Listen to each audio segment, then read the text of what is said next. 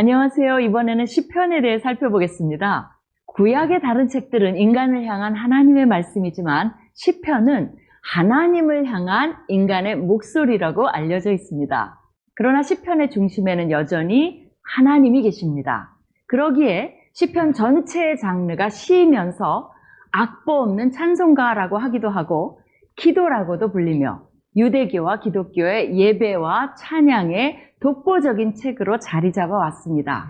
시편은 히브리어로 테힐림이고 찬송이라는 뜻입니다. 헬라어로는 현악기의 반주에 맞춰 노래하는 것이라는 뜻의 풋살모이, 즉 찬미가라고 하여 오늘날 시편의 영어 이름의 기원이 되었습니다. 우리 성경은 시모음집이라는 뜻으로 시편이라 지었습니다. 시편은 절반가량을 다윗이 차지하고 있어 때로 다윗의 시편이라고 불립니다. 그러나 시편이 다윗에 의해 쓰여진 것만은 아닙니다. 다윗의 시 73개, 모세의 시 1개, 솔로몬의 시 2개, 고라의 자손들의 시 10개, 아삽의 시 12개, 헤만의 시 1개, 에단의 시 1개로 모세의 시부터 포로 기간을 배경으로 하는 시까지 1000년 이상 오랜 세월을 거쳐 쓰여진 시들을 다양하게 수록하고 있습니다. 50개의 시는 저자에 대한 언급이 없어 고아 시편들로 불리기도 합니다.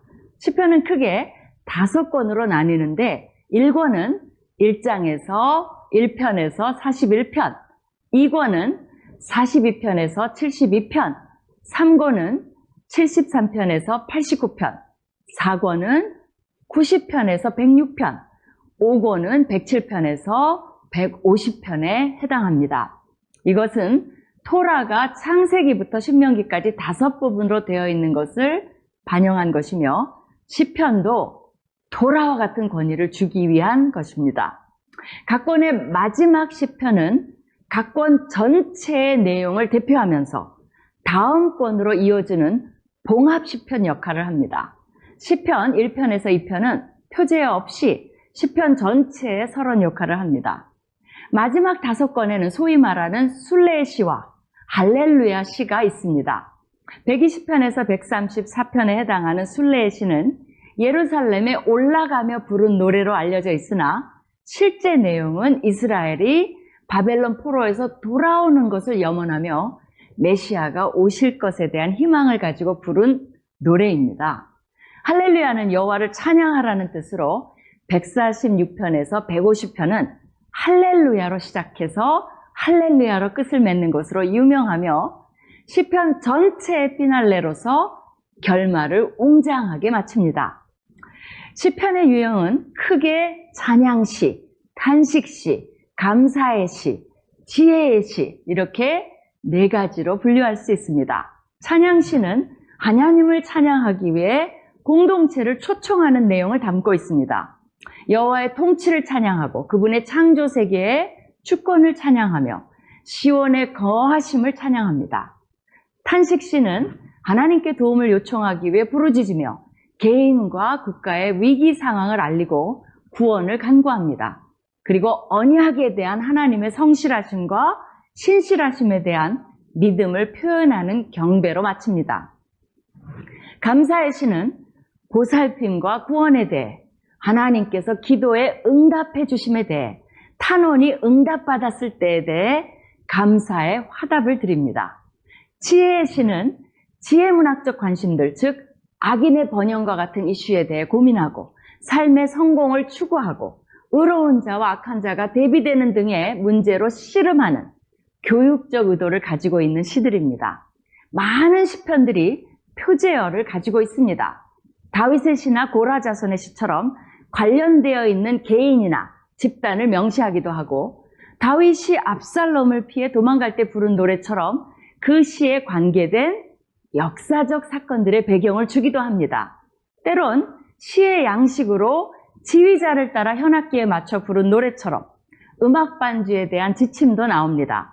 그러나 어떤 전문 용어들은 오늘날 그 뜻을 정확히 알기 어렵습니다. 믹담은 속죄의 의미일 가능성이 있고 마스길은 교훈을 위하여라는 의미로 추측할 수 있습니다. 또한 시의 중간중간에 나오는 셀라라는 단어는 시편에서 71번이나 사용되는데 그 의미에 대해 아직까지도 논란이 많습니다. 항상, 영원히 또는 고양시키다라는 뜻으로 보기도 하고 소리를 크게 하라는 악상기호로 보기도 하고 찬미를 위해 엎드리라는 예배의 지시로 보기도 합니다. 하지만 주로 음악에서의 일시멈춤이라는 의미로 보고 막간을 이용하여 현악기를 간주하거나 묵상을 위한 멈춤의 시간으로 보는 것이 지배적인 의견입니다.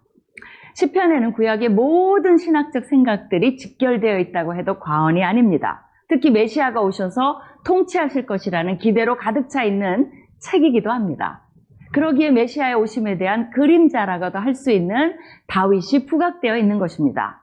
시편은 장례식에서도 어울리고 결혼식에서도 어울리며 슬플 때, 기쁠 때, 억울할 때, 감사할 때, 도움이 필요할 때, 두려울 때 등 상황에 관계없이 우리의 기도와 찬양과 예배에 항상 위로와 힘을 주는 책으로 영원히 남을 것입니다. 구약을 어디서부터 읽어야 할지 모르는 분은 시편부터 시작하시기를 권합니다. 예, 그래요. 앞부분의 정리는 제가 오늘 정리해드릴 내용하고 거의 많이 중복이 됩니다만은 어떻든 좋은 말씀 잘 해주셨습니다.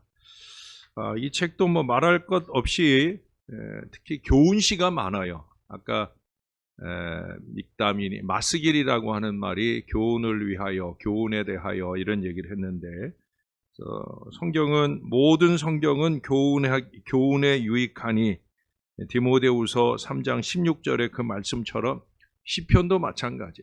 마지막에 성경을 어디서부터 읽을지 주로 이제 앞부분부터 구약의 앞부분이나 또 신약의 앞부분이나 그 앞부분부터 읽을 때는 이게 족보들이 막 나오면서 읽기가 지루하잖아요.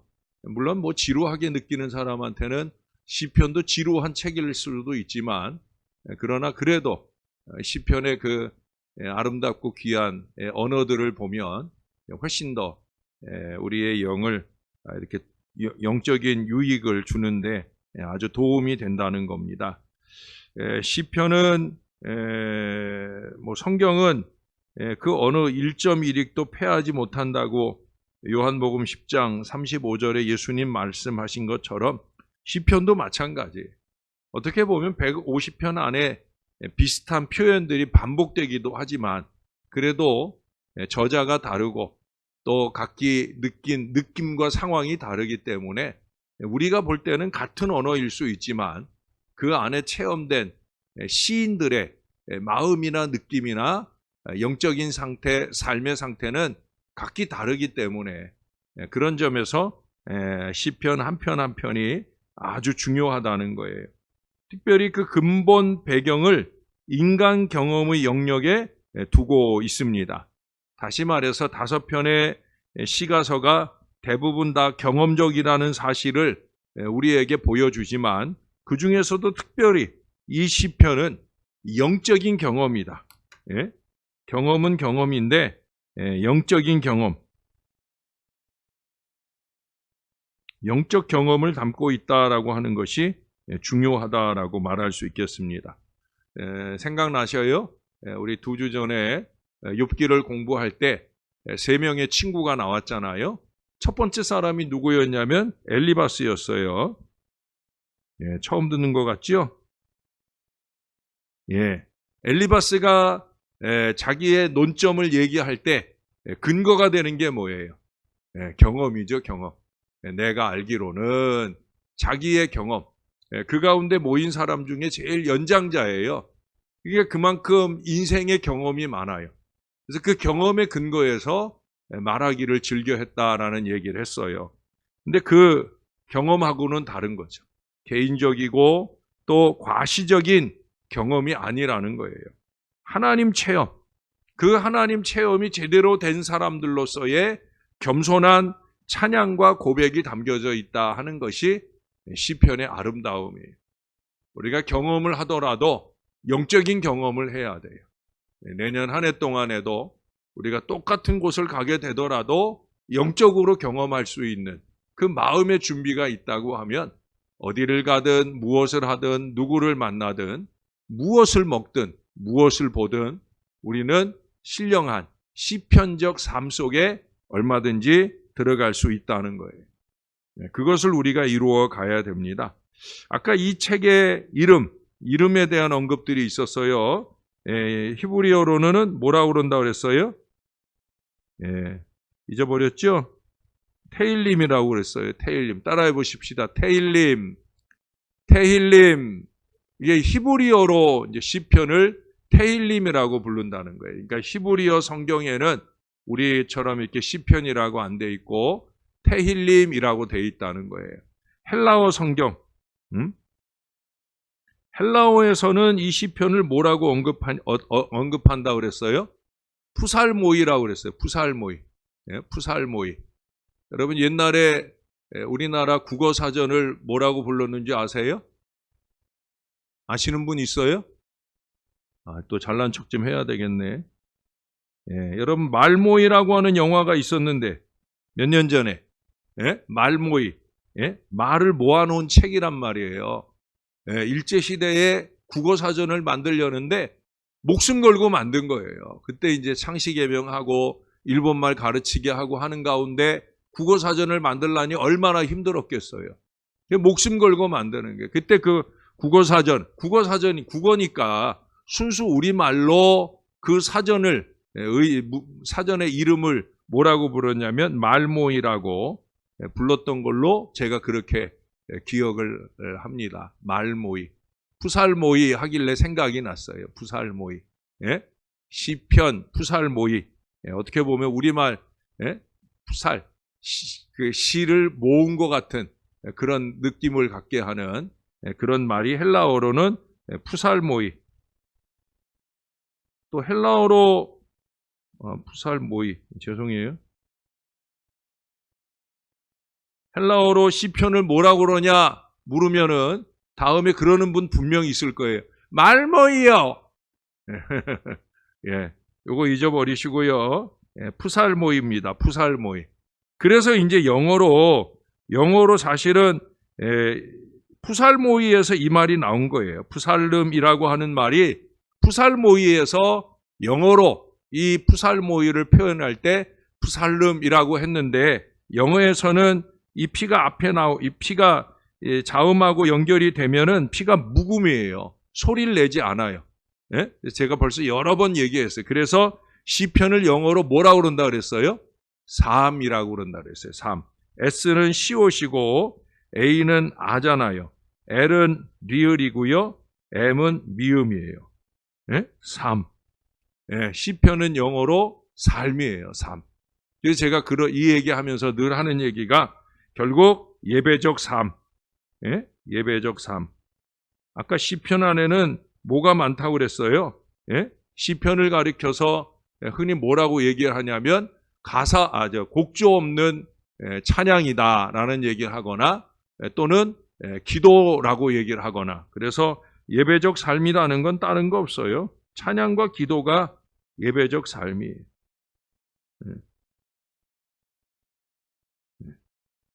결국 예배적 삶, 예배 안에는 물론 이제 오늘날 예배는 말씀이 거의 절반을 차지하지만 또 수요일 저녁엔 그보다도 더 많이 차지하지만 그건 이제 우리가 하나님의 말씀을 좀 더 잘 알고 배우기 위한 것이고 우리 하나님께 올려드리는 아까 그 얘기를 서두에 했잖아요. 대부분의 많은 책들은 하나님의 은혜를 체험하는 인간들의 책이었는데 이 시편은 반대로 인간들이 하나님께 올려드리는 그런 내용의 글이다. 뭘 올려드려요? 찬양과 기도를 올려드리는 바로 그 예배적 삶. 우리는 시편을 생각할 때마다 시편을 읽을 때마다 저와 여러분의 삶도 좀 예배적으로 바꿔갈 수 있도록 노력할 수 있어야 된다는 거예요. 테일림이 찬송이라는 뜻이라거나 푸살모이가 현악에 맞춘 노래라는 의미라는 것, 그보다 중요한 거는 예수님 당시에도 어떻든 이 푸살모이라고 해서 이 귀한 단어를 사용하면서 이 시편도 다른 성경과 똑같은 권위에 우리 예수님께서 올려두고 있다는 겁니다. 특별히 이스라엘 경우에는 이 시편을 가지고 성전 예배에 있어서 없어서는 안 되는 아주 중요한 책이에요. 실제로 좀 있다가 이제 그 저자들, 다윗 왕 다음으로 시편을 가장 많이 쓴 저자가 누구냐면 아삽이에요. 아삽은 뭐 하는 사람이냐? 다윗이 예루살렘에 만든 그 4천여 명이나 되는 그 찬양대 지휘자예요, 지휘자. 그러니까 자연히 이 시편을 많이 만들었을 거고, 무려 12편의 시편을 만들었다고. 그래서 그렇게 예배에 사용하기 위한 시편 찬양들을 많이 만들었을 거라고 그렇게 보여집니다. 그래서 그때 이스라엘이 성전 예배로부터 쓰기 시작한 이 시편이 나중에 유대인들이 회당 예배의 문화 속에서도 열심히 사용하였고, 또 초대교회 바울의 그 성경에 보면, 바울의 편지에 보면 시편을 많이 인용을 해요. 그만큼 초기 교회도 이 시편을 그 예배 속에 많이 사용했다는 거예요. 뭐 오늘날도 마찬가지죠. 오늘날도 여러분 예배 시작할 때 예배 기원을 할 때 주로 목회자들이 많이 읽는 데가 어디예요? 주로 시편이에요, 시편. 저도 거의 주일 예배 시작할 때 대부분 시편을 많이 읽어요. 그만큼 예배에 활용하기 좋은 그런 내용들이 많이 있다는 거예요. 왜 이 예배에 활용하기 좋은가? 왜 예배에 활용하기 좋은가? 그것들이, 이 시편의 내용들이 우리가 생활에서 느끼는 것을 아주 잘 말해주고 있기 때문에, 그래서 이 시편이 사랑을 받게 되어진다는 거예요.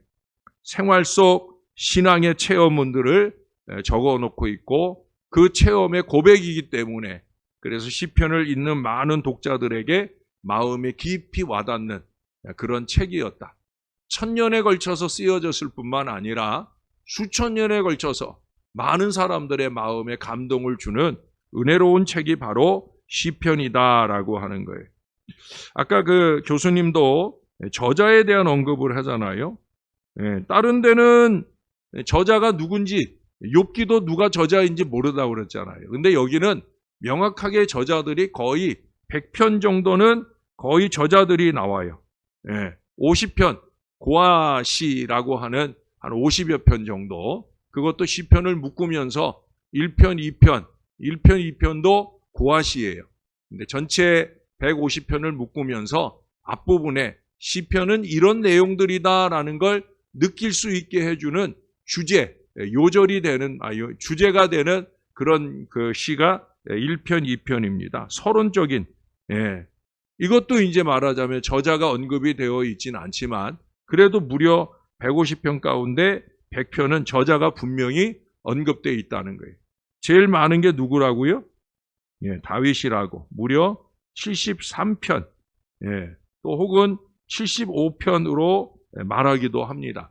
거의 절반 가까이 다윗이 썼다는 거예요. 그리고 실제로 아까 얘기했던 50편의 그 고아시 가운데서도 이거 내용을 읽어보면 이건 다윗이 썼을 거다.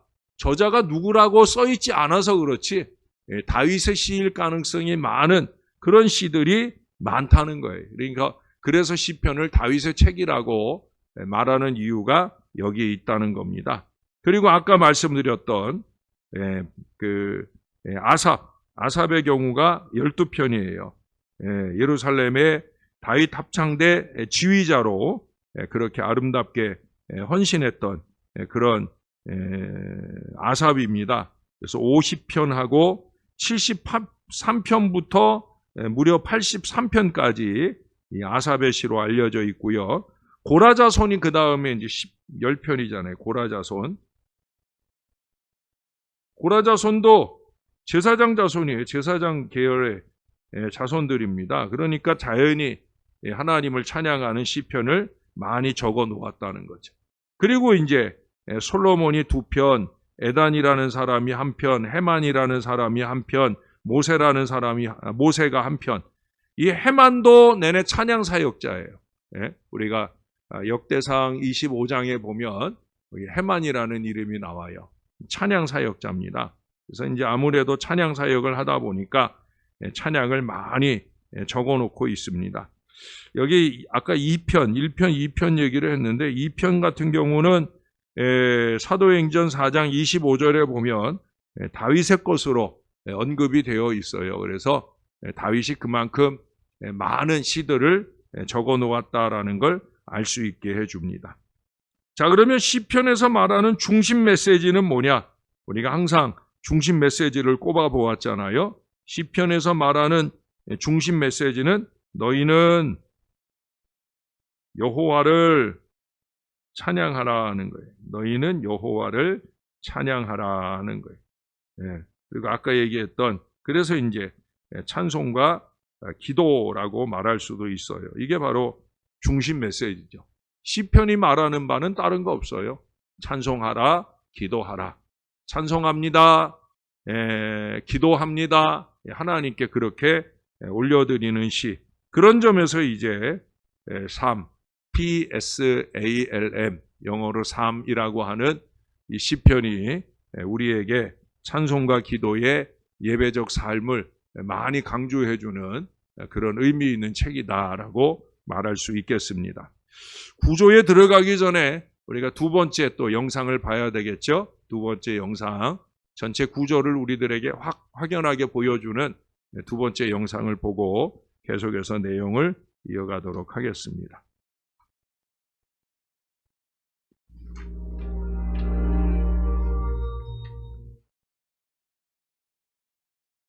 시편. 시편은 150개의 고대 히브리어 시, 노래, 기도문의 모음집으로서 이스라엘 역사에 각기 다른 시기에 쓰여졌습니다. 상당수는 다윗 왕과 관련이 있는데 그는 73편을 썼고 시인이자 하프 연주가로 알려져 있죠. 하지만 그 외에 다른 저자들도 많이 있습니다. 아삽이나 고라 자손처럼 말이죠. 또한 성전 예배 인도자들이나 솔로몬과 모세의 시도 있으며 약 3분의 1은 작가 미상입니다. 이 중 많은 시가 이스라엘 성전의 성가대에 의해 노래로 불려졌지만 사실 시편은 찬송가는 아닙니다. 이스라엘이 바벨론 포로가 된 후 어느 시점엔가 이 고대 시들이 수집되었고 의도적으로 배열되어 지금의 시편이 완성되었죠. 그리고 시편은 매우 독특한 구성과 메시지를 담고 있는데 이는 처음부터 끝까지 읽지 않으면 알아내기 어렵습니다. 시편이 어떻게 구성되었는지 보는데 가장 도움이 되는 건 끝부분부터 읽는 겁니다. 책은 이스라엘의 하나님을 찬양하는 5개의 시로 끝을 맺는데요. 각 시의 시작과 끝에 할렐루야라는 단어가 나옵니다. 이는 히브리어로 찬양하라는 명령이고 야는 거룩한 이름인 야훼의 줄임말이죠. 이렇게 5부분으로 잘 배열된 것을 보면 누군가가 여기에 시편의 결론을 제시하는 것처럼 보이는데요. 여기서 의문이 듭니다. 시편을 누군가 의도적으로 구성한 흔적이 또 있을까요? 만약 시편의 표제를 관심있게 보신 분이라면 책의 총 5곳에 제 1, 2, 3, 4, 5권이 표기되어 있는 것과 시편이 크게 5부분으로 나뉜다는 걸 발견하셨을 텐데요. 이렇게 보는 이유는 각 5부분의 마지막이 매우 비슷한 시로 끝나기 때문이죠. 마치 편집자가 추가한 것처럼요. 이런 식이죠. 이스라엘의 하나님 여호와를 영원히 송축할지로다. 아멘, 아멘. 이렇게 시편에는 결론이 있고 그 내부는 5개의 주요 부분으로 이루어져 있습니다. 이제 당연히 시편의 도입부로 가서 서문을 찾아봐야겠죠. 서문은 어디일까요? 바로 시편 1, 2편입니다. 이 두 편이 제1권 바깥쪽에 배치된 이유는 제1권과 달리 다윗과 연관이 없고 작가 미상이기 때문이죠. 시편 1편은 주의 율법을 묵상하며 밤낮으로 기도하듯 읽고 순종하는 자가 얼마나 복 있는지를 찬양하는데 여기서 율법이라는 단어는 단순하게는 가르침을 뜻하며 구체적으로는 구약 앞부분의 토라, 즉 모세오경을 가리킵니다. 실제로 여기서 이 단어는 2가지 의미를 다 가지고 있는데 그게 왜 시편이 5부분으로 되어 있는지 설명하죠. 시편은 하나님의 백성이 평생 어떻게 기도해야 할지 가르쳐주는 새 토라로서 모세오경에서 원래 주어진 하나님의 율법에 순종하는 것을 도와줍니다. 시편 2편은 사무엘하 7장에서 하나님이 다윗 왕에게 주신 언약의 시적 표현인데요. 어느 날 메시아 왕이 오셔서 하나님의 나라를 세우고 열방에 만연한 악과 불순종을 치신다는 내용이죠. 그리고 여호와께 피하는 모든 사람은 다 복이 있다고 마무리함으로써 시편 1편의 시작과 같은 표현을 사용합니다. 이렇게 시편 1, 2편은 이 책이 하나님의 백성의 기도책으로서 구성됐음을 보여줍니다. 즉, 율법을 신실하게 지키려 노력하고 미래의 메시아의 나라를 기다리는 하나님의 백성들의 기도책이죠. 이렇게 두 개의 큰 주제가 소개되었다면 이 두 주제를 둘러싸고 작은 책들은 어떻게 구성되었는지 살펴보도록 하죠. 예를 들어 제1권은 정중앙에 15편에서 24편까지 이어지는 시 모음을 배치하는데 이는 언약에 대한 신실함을 요구하는 내용으로 시작하고 끝을 맺습니다. 다음으로 16편에서 19편은 이러한 신실함의 본보기로 다윗을 묘사하는데요. 그가 하나님의 구원을 바라며 간구할 때 하나님은 그를 왕으로 높이시죠. 여기에 상응하는 부분은 시편 20편에서 23편입니다. 과거의 다윗은 미래에 오실 메시아 왕의 형상이며 그도 역시 하나님께 간구합니다. 그는 구원받을 것이며 열방을 통치하는 나라를 얻게 될 것입니다. 그리고 이 시들의 중심에 시편 19편이 배치된 이유는 율법을 주신 하나님을 찬양하기 위함이죠. 자, 보십시오. 시편 1, 2편의 두 주제가 여기에서 단단히 하나로 묶입니다. 제2권은 두 편의 시로 시작되는데 이들은 미래에 시온의 성전으로 돌아올 것에 대한 소망을 노래하며 이는 메시아의 나라에 대한 소망과 밀접한 관련이 있죠. 그리고 제2권은 미래의 메시아 왕이 열방을 통치하실 것을 묘사하는 시로 끝을 맺습니다. 이 시는 정말 놀라운데요. 왜냐하면 예언서에 나온 메시아의 나라에 대한 모든 구절들을 반복하기 때문이죠. 그리고 이 왕의 통치를 통해 하나님께서 아브라함에게 열방을 복주시겠다 하신 약속이 성취될 거라는 말로 끝이 납니다. 제3권 역시 하나님이 다윗에게 하신 약속을 떠올리게 하는 시로 결론짓는데 이번에는 포로된 이스라엘에 대한 것입니다. 이 시의 저자는 하나님이 다윗의 자손을 결코 버리지 않겠다고 약속하셨지만 이스라엘이 파괴와 포로됨 그리고 다윗 왕국이 몰락을 겪은 것은 불순종의 결과라고 봅니다. 그리고 주께 다윗에게 하신 약속을 잊지 마시라고 간청하며 끝을 맺죠. 제4권은 바로 이 포로라는 위기 상황에 대처하는 내용입니다. 그래서 첫 시에서 모세의 기도를 통해 이스라엘의 뿌리를 기억하게 합니다. 황금 송아지 사건 이후 시내산에서 하나님께 자비를 보여주시라 구했던 기도 말이죠.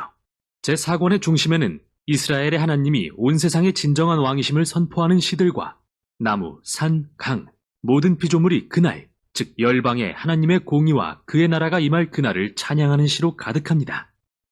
제5권은 하나님이 그의 백성들의 울부짖음을 들으시고 어느 날 미래의 왕을 보내서 악을 물리치고 그분의 나라를 세우실 것을 확증하는 일련의 시로 시작합니다.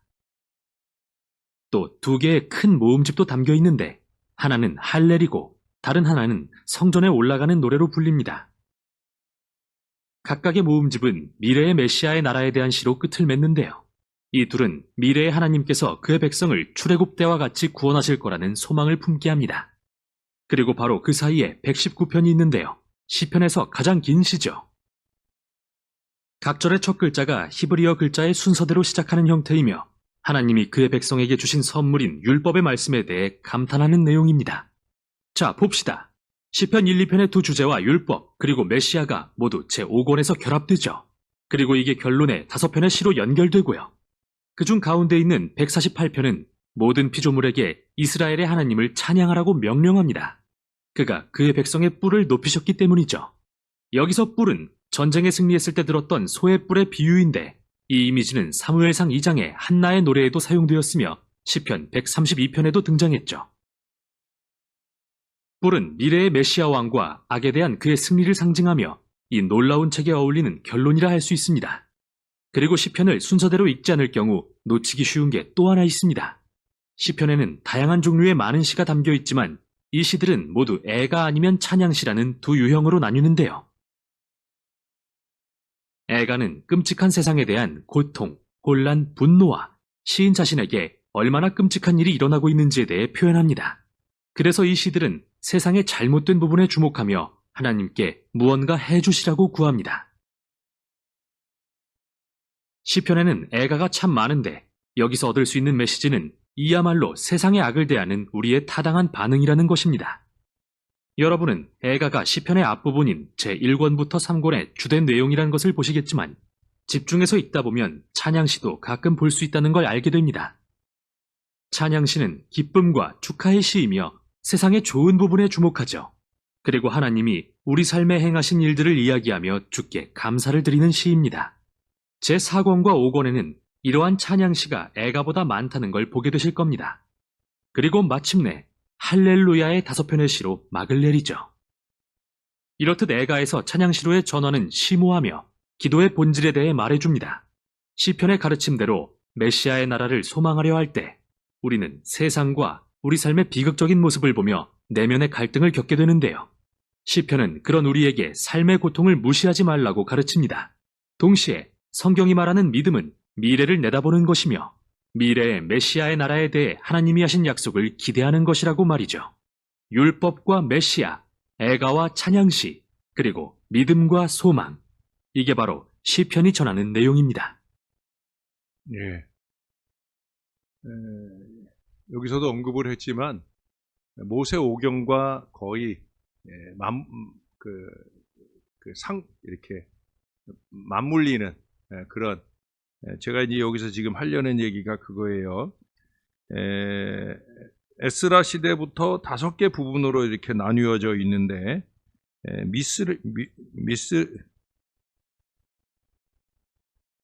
미스라심이라고 하는 히브리 이스라엘의 주석서 같은 거예요. 그러니까 성경을 해석해주는 책, 미스라심이라고 하는 이 주석서에 미드라심이라고 하는 이 해석서에 보면은 뭐라고 표현을 하고 있냐면, 거기 첫 편에 이 미드라시의 첫 편에 모세가 이스라엘에게 5권의 율법책을 주었는데 다윗은 그것에 대응하여 5권으로 된 시편을 주었다라고 말하고 있어요. 그러니까 아까 토라라고 얘기했던 모세 오경, 창세기, 출애굽기, 레위기, 민수기, 신명기, 이 5권에 상응하는 5권의 시편을 주었다라는 표현입니다. 그래서 모세 오경이 이스라엘 회중에게 주신 5권의 여호와의 책이라면 이제 이 시편은 여호와께 드린 5편의 이스라엘 회중의 책이다라고 그렇게 말하고 있다는 거예요. 그래서 이 모세 오경과 견줄 만한 그런 시편의 5권의 책이다. 실제로 그 내용들도 여기도 이제 여러 가지 내용들을 표현을 했는데, 사실은 이제 내용들, 이 시편들은 여러 주제들을 갖고 있어요. 뭐 크게 얘기하면 아까 애가시나 찬양시로도 얘기할 수 있을 거고요. 또 그 외에도 세부적으로 보면 여러 주제들을 가지고 있어요. 여러분들이 아까 정리해 주면서 느낀 게 있는가 모르겠지만 제일 중요한 주제는 메시아입니다. 메시아. 의외로 시편이 메시아에 대한 시가 많다는 거예요. 우리는 예언서들 속에서 메시아 예언들만 보고 알고 있는데 아니라는 거죠. 이 시편에는 놀랍게도 메시아에 대한, 아까도 계속 각 권에 대한 정리를 할 때 메시아, 왕, 뭐 이런 표현들이 여러 번 등장을 하잖아요. 실제적으로 메시아 시편이 실제로 많이 있다는 사실입니다. 모세 오경과 견주어서 어떤 내용들이 유사하냐, 유사점들도 얘기할 수 있지만 그냥 그거는 넘어가도록 하겠습니다. 중요한 거는 아까 모든 각 권의 마지막에 송령을 담아두었다 그랬잖아요. 우리가 한번 찾아볼까요? 41편을 한번 보십시오. 41편 13절을 한번 찾아보십시다. 뭔 얘기를 하는가? 여러분, 우리도 주일 예배 때 송령이 있잖아요. 앞부분에 목사가 기원을 하고 나면 찬양대가 송령 찬양을 해요. 바로 그 송령, 같은 얘기예요. 41편 13절에는 어떤 송령이 나오는가? 같이 한번 읽어볼게요. 41편 13절 시작. 이스라엘의 하나님 여호와를 영원부터 영원까지 송축할지려다. 아멘, 아멘. 송축, 송축 찬양, 송령이란 말이에요. 자, 한 군데만 더 보죠. 72편으로 갈게요. 72편. 두 번째 책의 마지막 부분 72편입니다. 3권이 시작되기 전에 72편은 제일 마지막 절은 아니고요. 18절, 19절입니다. 제가 18절 읽을게 여러분이 19절 읽어주세요. 홀로 기이한 일들을 행하시는 여호와 하나님 곧 이스라엘의 하나님을 찬송하며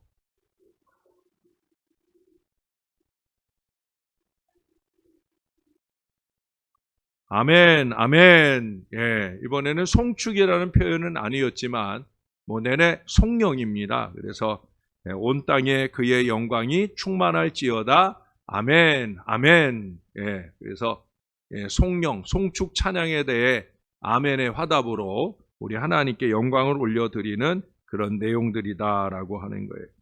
자, 그러면 이 시편이 갖고 있는 주제들, 첫 번째로 꼽을 수 있는 것은 교훈 시들이 많다는 거예요. 교훈. 1장부터, 1편부터 그렇게 시작을 하죠. 많이 있지만 그 가운데 중요한 것만 한 장씩 볼게요. 자, 1장을 보겠습니다. 1장. 우리가 너무나 많이 보았던, 특히 마카리오이를 외치는 우리들에게는 이 복이라고 하는 말로부터 시작되는 이 시편 1편이 큰 은혜로 다가오지 않습니까? 자, 1편. 복 있는 사람은 악인의 꾀를 따르지 아니하며 죄인들의 길에 서지 아니하며 오만한 자들의 자리에 앉지 아니하고 오직 여호와의 율법을 즐거워하여 그 율법을 주야로 묵상하는도다. 교훈이 막 밀려오지 않아요? 우리가 어떻게 신앙하며 살아야 될지. 이 시편 1편 1절과 2절만 우리가 꼭 붙들고 신앙해도 평소에 흔들림 없이 제대로 잘 신앙하며 살 수 있어요. 거기 보세요. 악인의 꾀를 따르지 아니하며 죄인들의 길에 서지 아니하며 오만한 자의 자리에 앉지 아니하고, 이게 복받는 비결이라는 거예요. 근데 많은 사람들이 반대로 살아요. 죄인의 꾀를 따르고 악인들의 꾀를 따르고 죄인들의 길에 서고 오만한 자리에 조금만 틈만 나면 오만과 교만을 쏟아 놓으려고 애쓰는 어리석음들을 봅니다. 그건 복받는 비결이 아니라는 거예요. 제대로 복받을 비결은 2절에 오직 제일 중요한 게 이거죠. 여호와의 율법을 즐거워하여 그의 율법을 주야로 묵상하며 지키며 사는 바로 그 믿음의 삶이 으뜸 신앙의 삶이라는 거예요. 이런 교훈들이 5편, 7편, 15편, 50편, 73편, 94편, 101편. 물론 어떤 시들은 교훈을 말하기도 하고 그 다음에 역사를 말하기도 하고 다양하게 언급을 합니다. 자, 그 다음에 역사시를 한번 볼까요? 역사시. 이스라엘과 관련된 역사시. 78편으로 한번 가보겠습니다. 78편. 78편이 좀 길어요. 제가 78편의 제일 끝부분을 가지고 설교를 했던 적이 있는데, 자, 이 78편, 내 백성이여 내 율법을 들으며 내 입의 말에 귀를 기울일지어다로 시작을 해서 그 뒤에 쭉 내용을 보면 이스라엘의 역사를 쭉 나열하고 있어요. 그 마지막에 등장하는 게 누구냐면 다윗입니다. 70절에 가보시면 또 그의 종 다윗을 택하시되 양의 우리에서 취하시며 하면서 이스라엘의 역사를 쭉 나열해서 위대한 다윗. 시편에서는 특별히 이 다윗이 아주 중요한 존재로 등장을 해요. 왜? 메시아에 대한 시들이기 때문에. 그래서 메시아가 누구에게서 나요? 아브라함과 다윗의 자손 예수 그리스도의 계보라고 하는 마태복음 1장 1절의 말씀처럼 다윗이 아주 중요한 존재가 되는 거예요. 그 다음에 교훈 다음에 역사를 방금 봤고요. 그 다음에 많은 부분이 이제 찬양이죠, 찬양.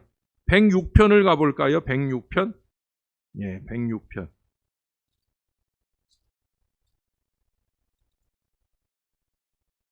106편은 146편부터 150편까지가 할렐루야 시라 그랬잖아요. 근데 이 106편도 거의 할렐루야 시예요. 거의가 아니라 시작과 끝이 할렐루야니까 할렐루야시죠. 106편 1절 할렐루야 여호와께 감사하라 그는 선하시며 그 인자하심이 영원함이로다. 그 뒷부분에 나오는 할렐루야 찬양시들하고 똑같은 형식으로 적고 있어요. 마지막 48절도 여호와 이스라엘의 하나님을 영원부터 영원까지 찬양할지어다. 모든 백성들아 아멘 할지어다. 할렐루야. 할렐루야. 찬양하는 시를 쭉 적고 있어요. 111편, 112편, 113편, 115편, 116편, 117편, 135편, 146편, 150편까지. 지금 언급했던 것들만 아니라 많은 할렐루야 시가 또 회개시가 있잖아요. 우리가 잘 아는 회개시 그러면 제일 유명한 건 51편입니다. 51편 찾아볼까요? 다윗의 회개시죠. 다윗이 우리아의 밧세바를 취하고 아이를 낳았는데 그 아이에 대해 그 밧세바를 취하고 죄를 지었을 때 그때 이제 나단 선지자 거기 해설을 보세요. 인도자를 따라 부르는 노래 다윗이 밧세바와 동침한 후 선지자 나단이 그에게 왔을 때 그 죄를 깨닫고 난 뒤에 처절한 회개가 있는 거예요. 그래서 거기 보면은 자기 눈물로 양동이를 삶고 하여튼 엄청난 그래서 10절에 가보면 하나님이여 내 속에 정한 마음을 창조하시고 내 안에 정직한 영을 새롭게 하소서라고 하는 간절한 회개의 시가 있어요. 다윗의 많은 시들이 회개의 시를 담고 있는 걸 봅니다. 그 다음에 간구죠, 간구. 간구도 많죠. 간구도 여기는 86편 한 편만 적어놨는데 실제로는 이 간구라고 하는 표현을 쓴 부분들도 많이 있어요. 간구라고 하는 표현. 130, 제가 최근에 신방 가가지고도, 잠깐만요. 뒷부분에 한번 가볼까요? 138편. 138편. 3절. 138편 3절에 보면 내가 간구하는 날에 주께서 응답하시고 내 영혼에 힘을 주어 나를 강하게 하셨나이다. 간구. 141편, 145편 18절도 가보십시다. 여호와께서는 자기에게 간구하는 모든 자 곧 진실하게 간구하는 모든 자에게 가까이 하시는도다. 그는 자기를 경외하는 자들의 소원을 이루시며 또 그들의 부르짖음을 들으사 구원하시리로다. 여러분들이 간절히 아랠 소원이 있을 때는 이런 시들을 읽으면서 하나님 이렇게 약속하셨잖아요. 내가 간구하오니 응답해 주세요 하는 믿음의 기도를 할 수 있다는 거예요. 그리고 이제 중요한 감사. 우리가 아까 좀 전에 읽었던 시들 속에서도 106편 같은 데서도 감사를 강조하는 그런 내용들. 16편을 한번 가볼까요? 오늘은 여기까지만 볼 거예요. 그리고 이제 7번째 주제가 메시아입니다. 메시아. 메시아. 7번째 주제가 가장 많은. 그래서 실제로는 여기까지 이제 주제 얘기를 하고 난 뒤에 다음 주에는 다음 주 또는 그 다음 주까지 메시아에 대한 시편의 말씀들을 상고하게 될 거예요. 자, 16편. 16편 아주 좋습니다. 시편 16편. 다윗의 믹담. 아까 믹담이라는 얘기를 했는데 믹담이라는 말 자체의 의미는 믹담이라는 것은 황금시라는 거예요. 황금시. 그건 뭐예요? 최고의 시라는 거예요. 영적으로 아주 깊고 풍성한 시. 그게 바로 믹담. 여기 뭐라고 그래요? 다윗의 믹담. 그래서 믹담이 쓰여 있는 믹담이라고 그 제목이 붙여진 시는 그건 아주 깊고 오묘한 시라는 거예요. 다른 말로 하면 주옥 같은 시. 주옥 같은 시. 거기 한번 보세요. 2절을 보세요. 내가 여호와께 아뢰되 주는 나의 주님이시오니 주 밖에는 나의 복이 없다 하였나이다. 성도들은 존귀한 자들이 나의 모든 즐거움이 그들에게 있도다. 그 뒤로 갈게요. 8절 내가 여호와를 항상 내 앞에 모심이요 그가 나의 오른쪽에 계심으로 내가 흔들리지 아니하리로다. 내 앞에 내 오른쪽에 또 뒤로 내려와서 9절에 이러므로 나의 마음이 기쁘고 나의 영도 즐거워하며 내 육체도 안전히 살리니 11절에 가보면은 주께서 생명의 길을 내게 보이시리니 주의 앞에는 충만한 기쁨이 있고 주의 오른쪽에는 영원한 즐거움이 있나이다. 아까 8절하고 11절하고 비슷한 것 같죠? 내 앞에 모신다. 왜 내 앞에 모셔요? 주의 앞에는 충만한 기쁨이 있으니까. 그가 나의 오른쪽에 계셔요. 왜? 주의 오른쪽에는 영원한 즐거움이 있으니까. 아주 주옥같이 이렇게 서로 잘 연결해서 은혜에 은혜를 더딥혀 씌우는 듯한 그런 느낌의 시를. 저는 그 과목 중에 국어를 많이 좋아했고, 저는 설교 원고를 쓸 때도요, 사실은 제 설교 원고를 누가 안 보잖아요. 그렇죠? 저만 보는 원고인데도 불구하고 전 띄어쓰기를 얼마나 철저히 지켜가면서 원고 다시 띄어쓰기 다시 정리하고 하는 거를 얼마나 중심 있게 하는지 몰라요. 국어를 제가 좋아하고 하나님이 이 말로써 이렇게 만들어내는 오묘함을 좋아해요. 그리고 저는 시편을 많이 좋아하고 많이 읽었어요. 그리고 저는 시편으로 만든 복음송 찬양들이 좋아요. 일반 사람들의 감성적 가사들로 찬양하는 것도 좋지만 저는 시편으로 만든 찬양들이 저는 특별히 좋아요. 왜? 워낙 주옥 같은 시들을 가지고 만든, 곡을 붙여서 만든 찬양이기 때문에. 여러분, 이처럼 시편 안에는 우리가 정말 우리의 신앙의 삶 속에서 우리가 만나게 될 크고 작은 생사화복의 모든 것들을 담고 있어요. 내년에는 한번 그동안에 성경 전체를 읽느라고 애쓰셨는데 내년에는 한번 하루에 한 편씩 1년에 2번 하루에 한 편씩 한번 시편을 읽어보세요. 아까 120편부터 죄송해요. 이게 왜 배터리 충전 안 해놨구나.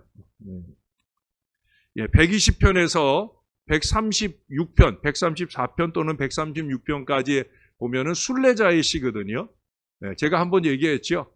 제가 이 교회에 오기로 결정을 하고 그리고 저 길 건너에서 제가 우리 아내와 함께 카니발 안에서 새벽재단 둘이서 예배하고 기도할 때 그때 이제 시편 120편부터 136편까지 하루에 한 편씩 순례자의 시를 읽으면서 묵상하고 기도했다는 얘기를 드렸어요. 아주 좋습니다. 여러분들도 한번 내년 1년 안식하면서 시편 1편부터 하루에 한 편씩 그렇게 해서 2번 정도 왕복을 하면 아마 영성이 더 깊어지고 은혜가 충만할 거예요. 우리 같이 한번 기도할까요? 이 시간 기도할 때 간절한 마음으로 하나님, 나의 신앙의 삶 속에도 시편적 삶이 있기를 소원합니다.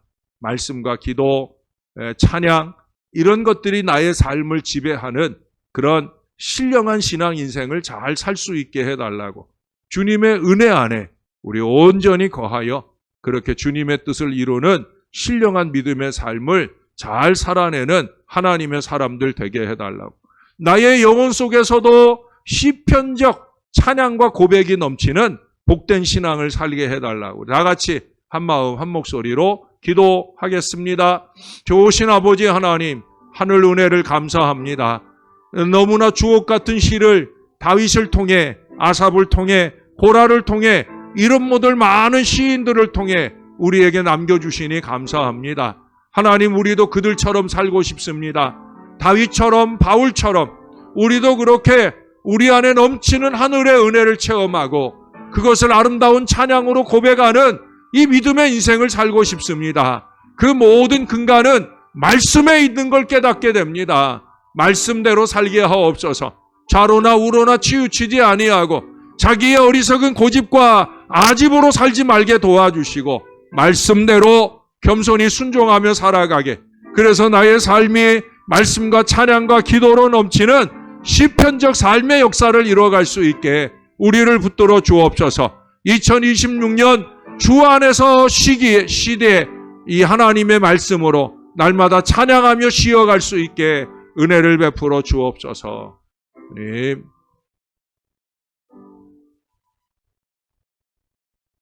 두 번의 영상과 부족한 종의 말씀을 더해서 우리가 3번에 걸친 반복된 말씀을 읽고 듣습니다. 그러면서 시편 안에 있는 오묘한 진리들을 짧게나마 깨닫고 가고자 합니다. 아버지 하나님, 시편적 삶, 저와 이 모든 주의 자녀들 가운데 말씀 중심으로 찬양과 기도가 넘치는 시편적 삶의 역사가 우리 가운데 넘쳐나게 도와 주옵소서. 특별히 안식하는 한 해를 살고자 하는데 하나님, 먼저 말씀 앞에 무릎 꿇게 도와주시고 순종을 통해 찬송과 기도가 넘치는 아름다운 믿음의 미래를 주 안에 잘 살아가는 신앙 인생들이 될 수 있게 우리를 도와 주옵소서. 2026년이 마무리하는 때 우리도 주옥 같은 신앙의 안식을 통해 우리 하나님께 크게 영광을 돌리는 은혜로운 마무리가 이루어질 수 있도록 할 수 있으면 하루에 한 편씩이라도 시편을 묵상하면서 그 은혜의 족적을 한 걸음 한 걸음 남기며 사는 하나님의 사람들 될 수 있게 은혜 베풀어 주옵소서. 우리가 다윗이 되고 아삽이 되고 고라가 되고 솔로몬이 되면서 넘치는 찬양으로 하나님께 영광 돌리고 감사하는 은혜의 한 해를 잘 살아가게 도와 주시옵소서. 감사합니다. 예수님 이름으로 기도합니다. 아멘.